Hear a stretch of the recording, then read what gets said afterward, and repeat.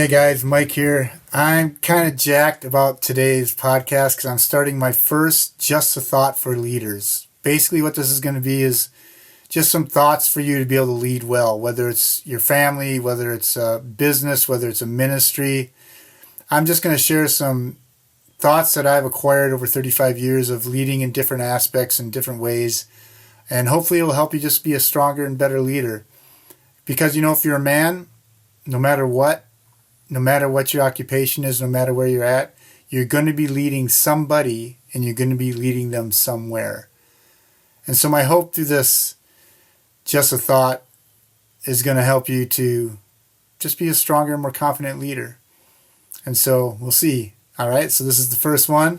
So I want to start out with a quote from John Maxwell that just opened me up to a whole different style of leadership back when I first became saved and in ministry and leaving a shop foreman position as a mechanic and stepping into a ministry position at a church. And I really started diving into some leadership concepts. So John Maxwell was one of the first ones that I acquired a lot of his books and read a lot of the things that he did and learned a lot from him. And he had a quote. It said, "If you are leading and nobody is following you, you are just out for a walk." Let me say that again. If you are leading and nobody's following you, you are just out for a walk. And so that hit me hard. I began to look at the different styles of leadership and the different things that I was leading and really beginning to ask myself, am I really leading? Is anybody following me, or am I just confessing myself to be a leader, but yet nobody's following? And I took a look at how I could create an atmosphere that would help people to want to follow. So the question I'm going to ask you guys is, are you leading people in a way that would cause them to want to follow you? To want to follow you. There's a lot of leaders out there that people feel they have to follow, but are you the kind of leader that inspires people to want to follow you, right? Because hey, if you're out leading and nobody's following, like I say, you're just out for a walk. Jesus was a master at this.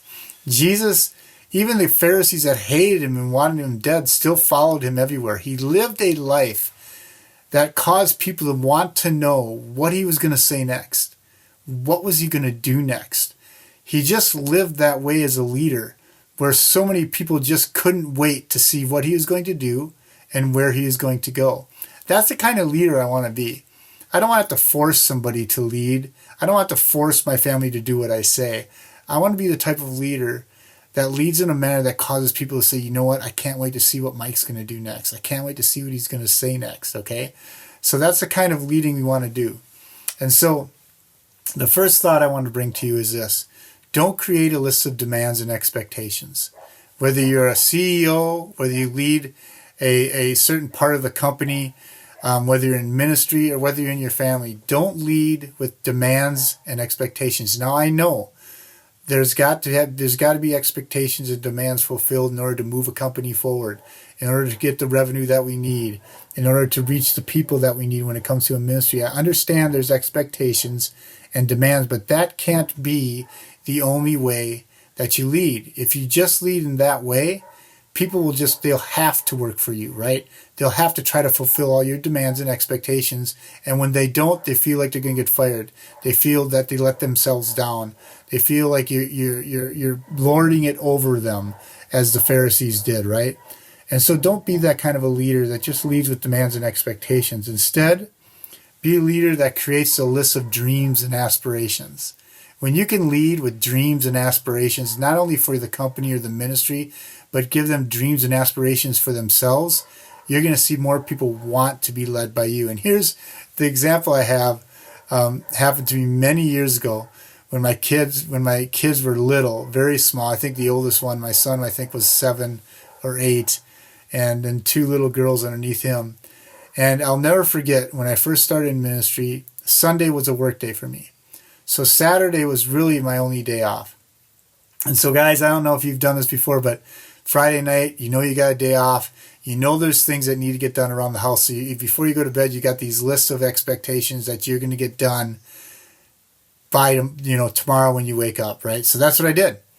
I put together this whole list of The front yard needs to be raked, and we had a large tree in our front yard, which was a huge bunch of leaves.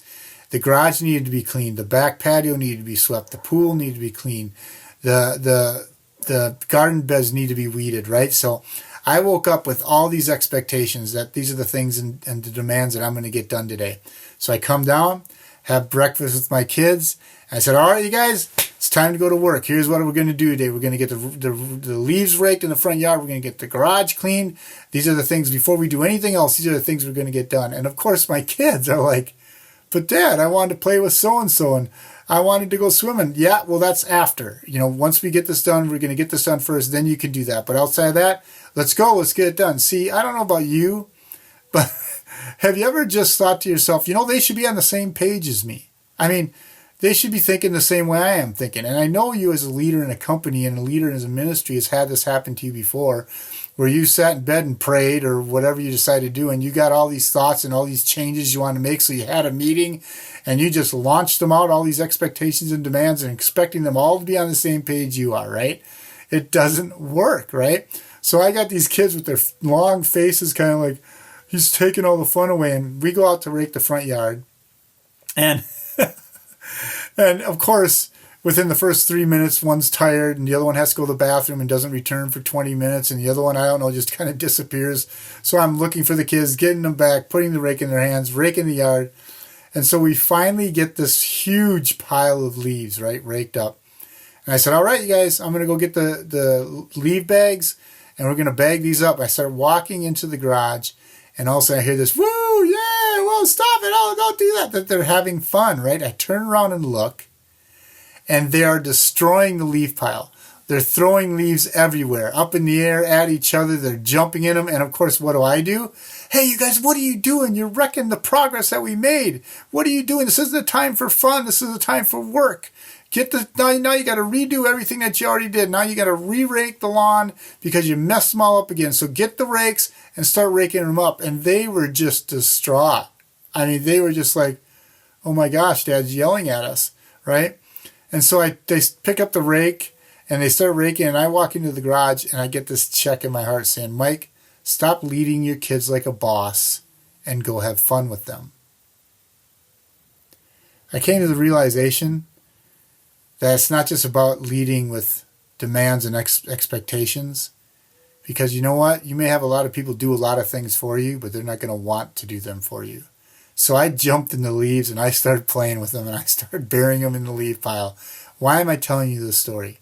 What does this have to do with don't create a list of demands and expectations, but create a list of dreams and aspirations? The following year, I remembered that day. And it was time to rake the leaves again. And so I got up, I had breakfast with the kids, and I said, hey, you guys, could I get your help raking the leaves today? And of course, they get that. Oh. I said, could you remember last year? Remember how big that pile of leaves got? I think this year is even going to be bigger. I think there's more leaves out there. I think we're going to have a bigger leaf pile that we can play in when we get done with, and we can bury each other so deep in these leaves. And I'm telling you what, it's going to be a blast. They got dressed so fast. They got out there and started raking so quickly, and that's exactly what happened. What did I do? I filled them with dreams and aspirations. And check this out. After we got them playing in the leaf pile and getting all the leaves raked up and put in the bags, and they were tired, I said, hey, you guys, you know what? I said, we could probably get this garage cleaned in probably about 25 to 30 minutes if we work together. And you know what? I know there's some things on your bikes that need to get fixed. So let's see if we can open up enough space in the garage to get the bikes fixed. And then we'll head down on the bikes to Nelson's Ice Cream and get an ice cream cone. What do you think? And they're like, yeah, Dad, let's do it.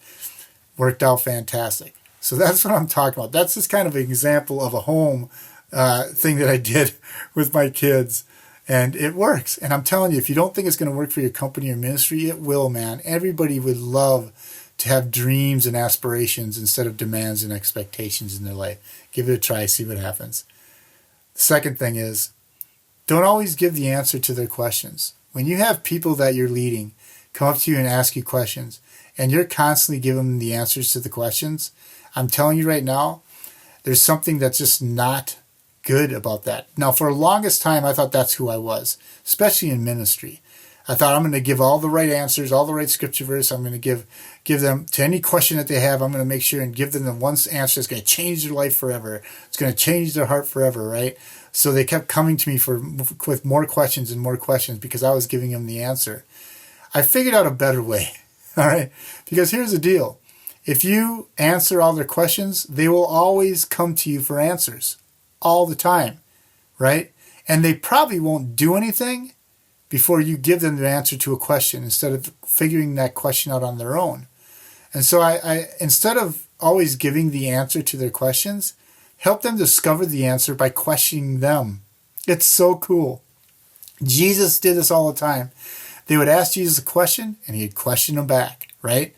And so it's amazing what happens when you actually help them discover the answer to their question instead of you giving them the answer to their question. And how do I know this? I've been coaching and mentoring men for a long time. I've been discipling men for a long time. And the guys that have been discipled or coached by me are gonna totally get what I'm saying here. Many times a guy will come to me and want to be coached in life or want to be discipled or mentored. And many times they come to me because they're stuck. They're struggling with something in their own life. They're in a difficult situation.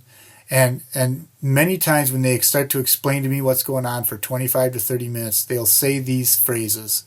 I don't know what to do.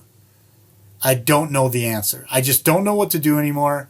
And I don't know the answer to this. I just can't figure it out. And so immediately my response is usually this. Yes, you do. What is it? What do you mean? I said, yeah, you know the answer. And you also know what you have to do. What is it? I do not. I've done everything. No. You know the answer, and you know what you have to do. What is it? Because here's the deal. We really do have the answers to our questions many of the times. We may not like the answer, and we may not want to do what we think we should do. And there may be times where you got so much stuff going on in your head, and it's just so fogged with the whole situation that you can't see the answer. But I am telling you right now, 9 times out of 10, you know what the answer is and you know what you have to do. You just can't see it. So what you can do is instead of answering those questions and saying, well, this is what you need to do, and this is what it is, and this is what you need to do, and this is the answer to this question, you help them discover the answer within them by questioning back. I'm telling you guys, it works. And there's something, nobody wants to be told what to do, right? We just don't want to. But when you discover the answer yourself, there's a confidence level that starts to grow in that person. So when you're a leader and you help someone discover the answer and they realize that they had the answer the old time, they just need to dig it up and get it out, and then they actually act upon that answer, I'm telling you right now, man, these people will want to be led by you. They will want to follow you. Why? Because you're not their answer man, but you help them discover the answers that are within them. There's just something that changes in the attitude of the people that you're leading when you do that. And here's something really cool also. You can take them on a journey to experience the answer to their questions. Take them on a journey to experience the answer to their questions. What do I mean? I've done a lot of men's events and just events in general, and I've organized them, I've led them, I've spoke at them. I've done many of them, and many times when I am developing leaders to help me put on these events, they will come to me and say, hey, Mike, what do you want me to do here? What do you want me to do with this, right? And many times for a few years, I was like, well, do this and it should work. Or do this and that'll take care of it, right? And they'll go off and do it. But what I began to notice is I began to start answering questions and basically was just barking out orders and telling them what to do, right? And so what I started to do was when they'd come to me and say, hey, Mike, what should I do about this? I'd say, I don't know. What should you do about that? What do you think needs to be taken care of? What do you think needs to be done? And they kind of sit back like, oh, you're putting this on me. And I'm like, well, really, how would you do it? What do you think you should do? And they'd say, well, I think maybe we should do this and this. Well, let's go do that together. Let's get it done. See, there's something about doing with them the answer they came up with that not only gives them confidence, but it gives them ownership in what you're doing as a whole. And so you bring them there, and maybe it doesn't work that well. But the fact that you led that with them and experienced that with them they are going to want to do more for you and be a part of your leadership more often.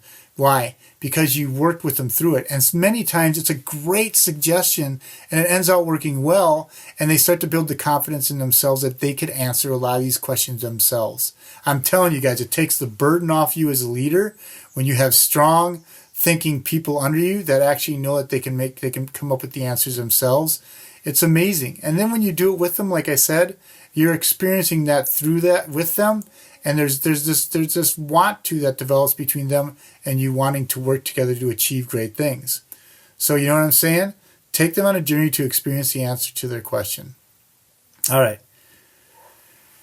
Here's a tough one. Don't get defensive, but listen and respond gently. Don't get defensive, but listen and respond gently.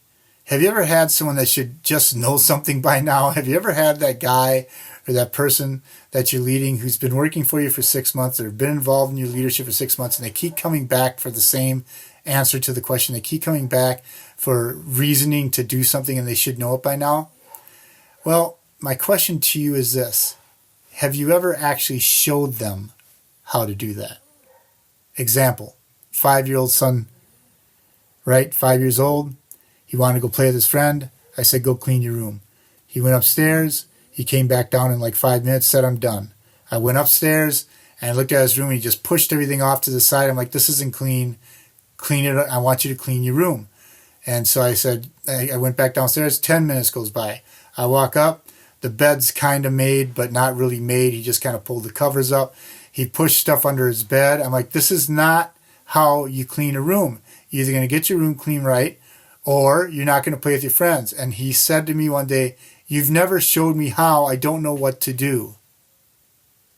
See, I expected him to just figure it out on his own, but I'd never cleaned the room with him, right? So how many people do you have around you right now that keep coming back to you? Your expectation is they should know by now. You get defensive, and then you respond not gently, but harshly, and say, you know what, you should know us by now, get it done. I suggest that you show them what to do. Secondly, I'll never forget, maybe you're like me and you get stuck in your ways of doing things, all right? I have an incredible story that happened to me many years ago when I was a youth pastor. And we used to put on these evangelistic events, to where they were specifically geared to reach to the unsaved teenagers. And we'd do these once a month. And I developed a leadership team of teens. And we did like 2 of them. And, we'd have anywhere from 20 to 75 to 100 kids show up for these events. And they were a big deal. And kids were getting saved.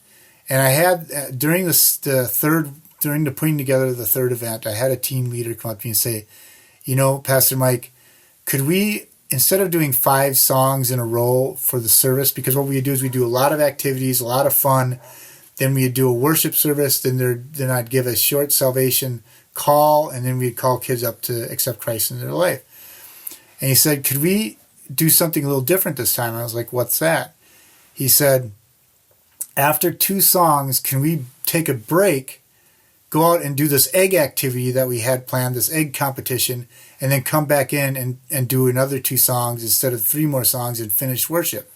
And inside of me, I got so defensive, like, no, you can't stifle the Holy Spirit. You can't. The Spirit of God is moving in worship, and we need these kids to experience God's presence. And no, there's just absolutely no way. That's not going to happen. I mean, I can't even believe you thought of that. We got to make sure that they're experiencing God.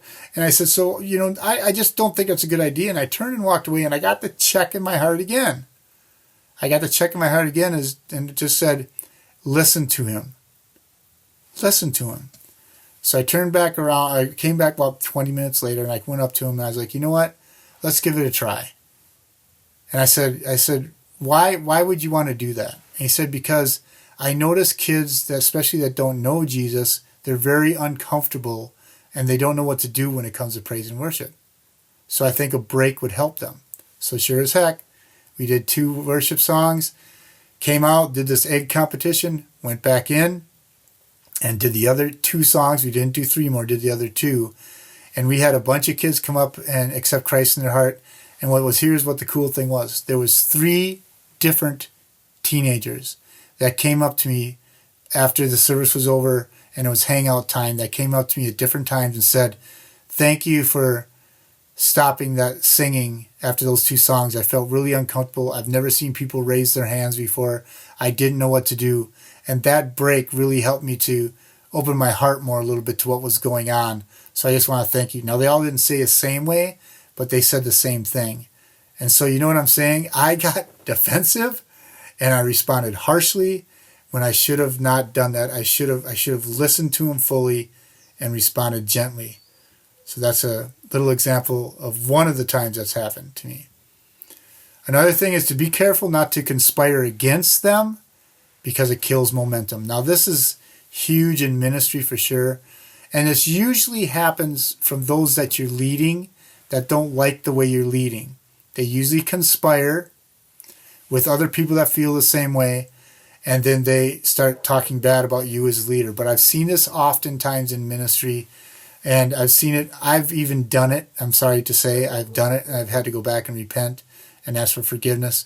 But I'm just telling you, as a leader, when somebody disagrees with you, don't conspire against that person. Don't try to find 2 or 3 people that see that they're doing the same thing and how they agree with you, and then you attack them and you basically conspire against them, because that kills momentum. It kills momentum in your company, in your ministry, and in your own life.